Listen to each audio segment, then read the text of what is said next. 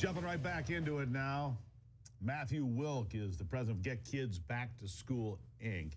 Trying to get kids back to school the way on protecting girls' rights. He says districts refuse to comply with Title IX. Well, there's going to be real problems with that. Matthew, welcome back to the program. Thanks for having me. Good to have you here. Look, there's at least 4 districts here in the state of Michigan that I know they're going to lose federal funding. Pretty simple stuff. I mean, I've seen 4 districts at least that I'm aware of. They're going to be complaints with the Office of Civil Rights. They're going to be pursued in federal court. And again, they're going to lose federal funding to these schools, aren't they? All for the purposes of doing something that we all considered for 50 years to be ridiculous. Okay, so the example that I gave is this. Could a school district, if it wanted to, has to have a basketball team, one basketball team, and the best 12 people win? They cannot. And the reason they cannot is because of Title IX. Title IX says you must protect the rights of young women, and that doesn't change when a boy with gender dysphoria shows up at the schoolhouse door. No, it doesn't. You don't have one basketball team. You don't have one baseball or softball team. You don't have one soccer team or one volleyball team, right? You have multiple teams. The point of Title IX was to make sure that women and girls had equal opportunity in the classroom and on the playing field, right? I mean, it's very simple. That was the entire intent of Title IX, period, right? That's correct, with an understanding that there is a genetic difference between the two. I think I saw last night a guy competing in long jump, and he beat the nearest woman by 8 feet. Triple jump. And he It was a triple jump. victory. I saw that exact thing. He expects to go to states to win. I think it might have been in Massachusetts. Won the triple jump by 8 feet. Wasn't even close. I mean, not even. It's absurd. It has no place. And anybody that understands this, here's the thing, Matt. If you put this on the ballot in Massachusetts or Vermont or Connecticut or any of the far left states, the deep blue states, put this on the ballot. Let people vote on it.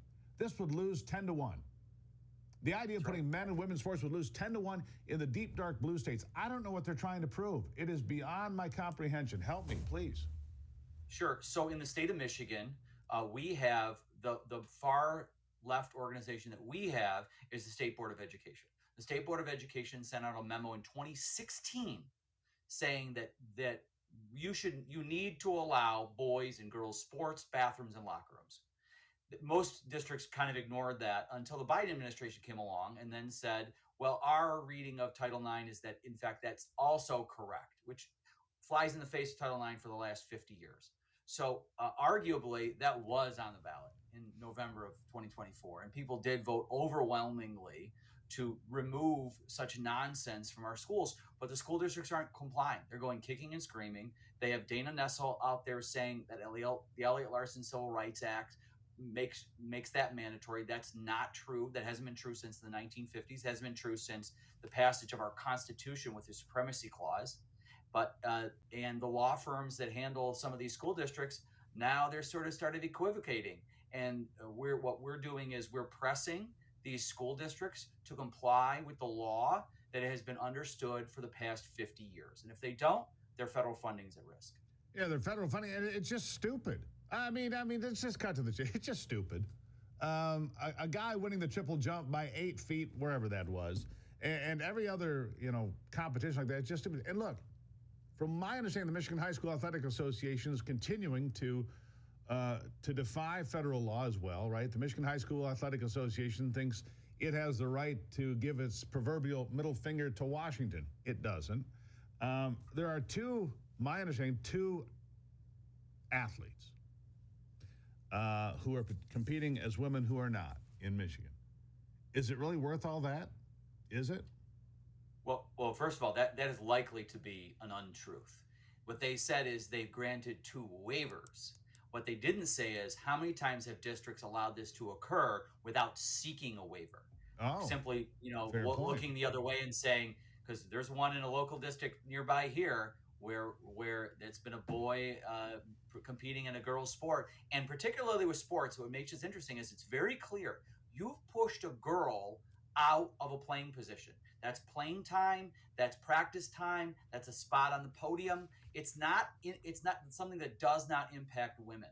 So this is something that is obvious to most people.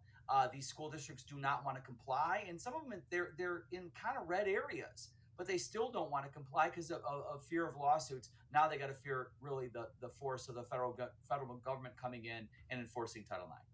Are these people really that blind to common sense?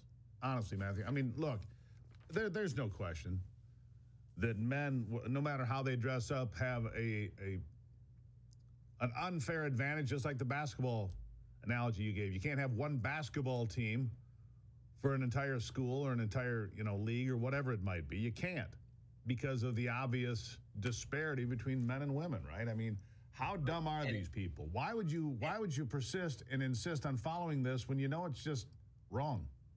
It is solely out of fear.